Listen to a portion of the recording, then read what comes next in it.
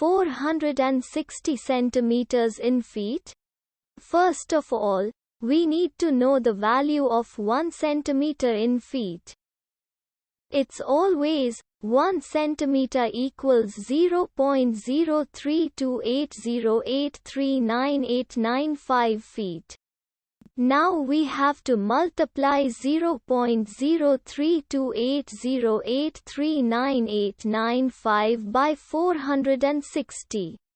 Therefore, 460 centimeters times 0.03280839895 feet equals 15.0918635117 feet.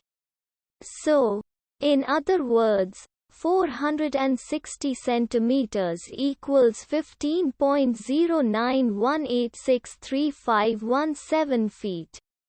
We hope you have enjoyed this video.